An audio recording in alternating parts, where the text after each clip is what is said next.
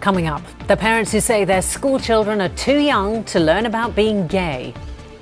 The illustrator who brightened up some of our much-loved Ladybird books. And Top Dog, the Stoke-on-Trent MP whose canine is the King of Westminster. That's Central at 6. Coming up, Alvin Stardust dies at 72. We speak to the man who made him a household name. Details next. Now the latest ITV News Central with Samina Ali Khan and Matt Teal.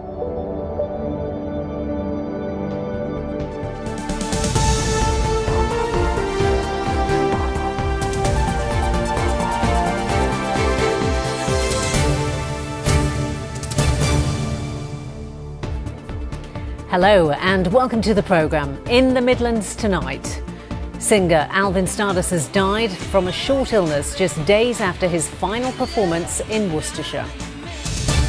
The Birmingham parents who say their children are too young to learn about homosexuality in school. It's taking away our parental right of introducing it when the child is mature enough. We meet the illustrator who brightened up some of the much-loved Ladybird books. And Top Dog, the Stoke-on-Trent MP whose canine is the King of Westminster.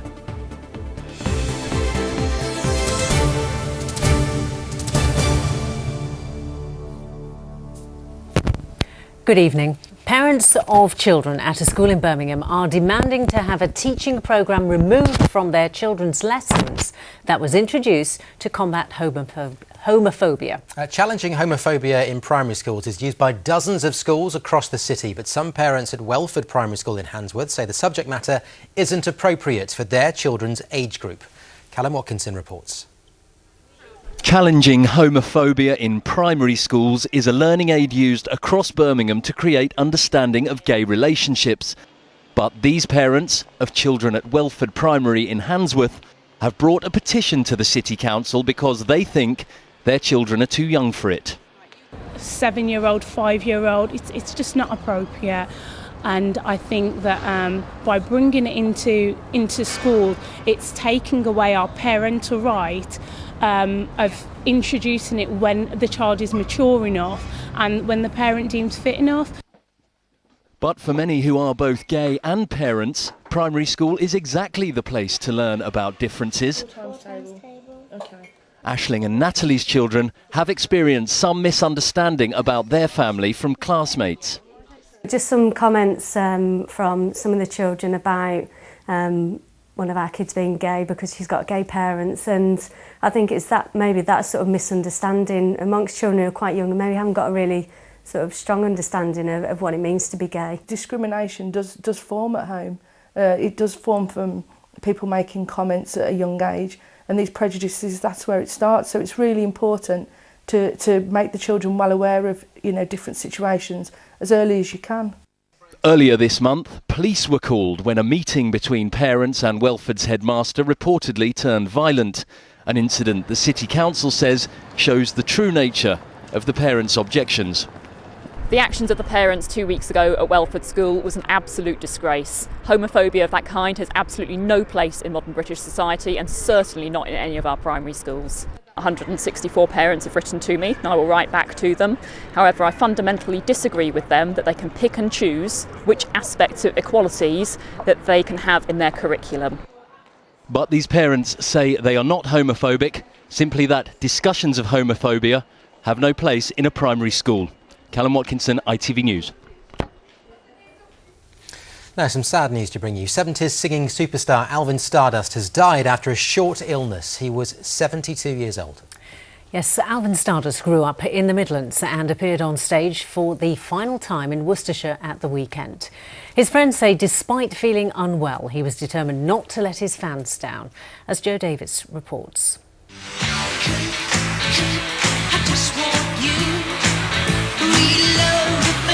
This was the song that made Alvin Stardust a huge household name in the 1970s.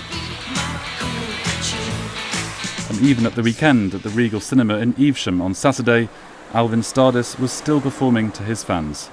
This was to be his final show. Despite feeling unwell, his manager told ITV News Central that he didn't want to let people down. Today, officials at the theatre paid tribute to the star. He was a lovely guy, still cheery and chirpy, professional all the way to the end. He played all his classics, so Jealous Mind, I Feel Like Buddy Holly and Cuckoo. His fans absolutely loved it. He was born Bernard Jury in London, but grew up in Mansfield in Nottinghamshire. He left with one ambition, to be a star in the music business.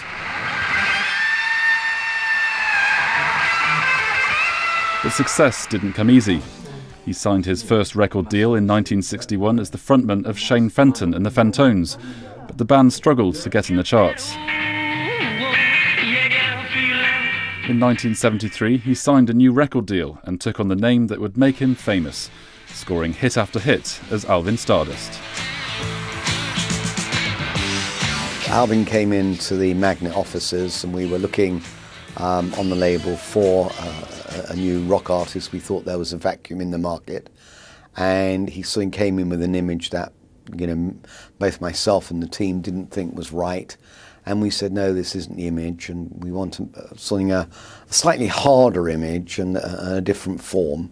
And he came back the next day with his black hair, with black leather and a black glove, and we thought, wow, this is it. And that was really the start of Alvin Stardust. Despite his menacing image, he attracted a big following among young people and later fronted a popular road safety advertisement.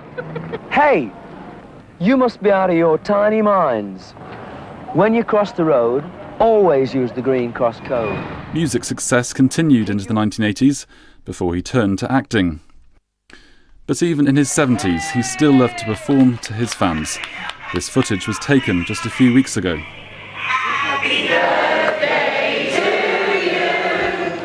Next month, he was set to release his first new album in 30 years. He had recently been diagnosed with prostate cancer. Today, his manager announced that the singer had died at home, surrounded by his family. He was 72. And there's been a lot of affection from you for Alvin Stardust, because you've been sharing your memories of him on our Facebook page. And here are some of them. We'll start with Tracy Skett, who says, I saw him at the Cresta Club in Birmingham in a special Tiswas event when I was about 11. He had his leathers on and his rings over his gloves. I got his autograph and he was a lovely man. This one from Jackie Cartwright from Sutton Coldfield. She said, I met Alvin back in the 70s when he was staying at the Holiday Inn in Birmingham. He was a lovely man. R.I.P. Alvin, you will be sadly missed. And this is a photo of Dave Alsop from Coventry with Alvin at 8 till 8 restaurant. Now, he sat and had a meal and then happily had his photos taken with his fans. The photo was taken in 2010 before Alvin performed at the Rialto Reborn upstairs above the restaurant. Thank you very much to Jean Simmons for sending in the photograph. And you can read more tributes or leave your own by going to facebook.com/ITV Central. And we've more on Alvin Stardust on our website, including some exclusive video of him performing a children's classic when we met up with him last year. Our address, as ever, itv.com/central. Now, the end of local government services as we know it. That's the prediction, with council services set to disappear for good under proposals to save a further £300 million from Birmingham's budget. It'll also mean 6,000 more jobs will go by 2018, on top of the 7,000 cut since 2010. Well, people across the city are being asked to respond to the plan set out in a green paper. The council leader, Sir Albert Bohr, says it's inevitable that our expectations of what councils do will have to change. Wesley Smith reports. The school crossing patrol, part of the very fabric of most communities for generations. It may be a cherished tradition, but that can't secure its place in children's lives in Birmingham in future.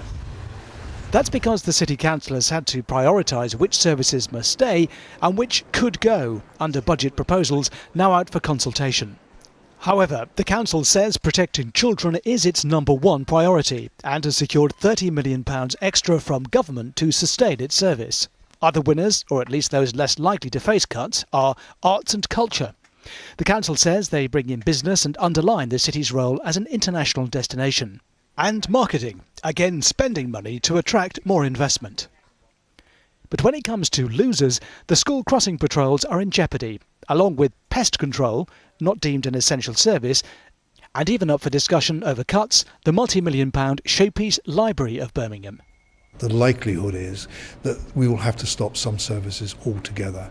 That's why we've set out within the Green Paper a prioritisation of the services that we currently provide, and we've made it quite clear that the greater cuts will be found in those lower priority services. Union leaders say they recognise the difficulties the council faces and will be doing all they can to save many more thousands of jobs from the axe. This signals the end of local government as we know it. There are 6,000 people that are going to lose their jobs in the city over the next few years, and these are people who provide vital services to council taxpayers. We don't know what the standard of service is going to be, but I'll tell you what, I don't think it's going to be improved. The government says all councils must share the pain of cost saving. Coventry and Walsall have also issued warnings about further cuts. As Birmingham focuses on how to save £150 million from next year's budget, council taxpayers are being encouraged to have a say. I'm hoping that the public and the business community of Birmingham will engage with us on this Green Paper and help us shape what the priorities should be for Birmingham City Council going into the future. The Green Paper is called Responding to the Challenge, Looking to the Future. But if the proposals in here are realised, our very expectations of what Birmingham City Council does for the people who live here will have to change radically in the years ahead. Making those decisions is likely to be one of the most difficult things people working here have had to face. Wesley Smith, ITV News, Birmingham. Rail workers say at least one person a week is committing suicide on the Midland Main Line route to London. The alarming figures come on a day a conference was held in Coventry to discuss the problem and the traumatic impact it has on train drivers. The Samaritans charity has been working with Network Rail to help spot people who may be behaving unusually near railways. Our correspondent Peter Behan reports. A campaign video by the Samaritans aimed at tackling the growing number of suicides on the railways. In 2008, someone jumped in front of my train and changed my life forever. The video features Paul Trigwell, who drives trains between Derby and London. It is a thing that you will never forget. An experience which I didn't know how to handle. I didn't know how to respond to it. I was very aware that it may well take professional help to understand my feelings of the events which had happened. Last year there were 279 rail suicides in the UK, the highest number on record. Of these, 43 were in the Wales and Western region, which includes the West Midlands. Train driver Andy Botham, based in Derby, supports colleagues who've experienced a tragedy on the track. He says he's dealing with at least one case a week, just on the Midland Main Line. It's a life-changing experience for a train driver if they're unfortunate enough to be involved in this. We work with any driver who's been involved in a rail fatality and provide them with whatever support they need. Counselling, there's plenty of counselling out there. Sometimes a driver will just want to speak to another driver. The Samaritans have been coaching rail staff to be aware of the problem. And today, the charity, Network Rail and police discussed it at a conference in Coventry. The Samaritans have been working with the rail industry since 2010. In that time, they've helped train thousands of staff how to spot unusual behaviour, which could be the sign of someone wanting to take their own life. As a result, it's estimated that railway workers have approached and potentially saved the lives of more than 200 vulnerable people. The industry is also investigating how technology could help. We're looking at lots of initiatives including blue lighting, which can affect mood. We're installing platforms, fencing on platforms, and we're looking at motion sensors, anything and everything which might just make a difference to save someone's life. Rail suicides are a huge cost to the network in time and money. The human cost is impossible to measure. Peter Behan, ITV News.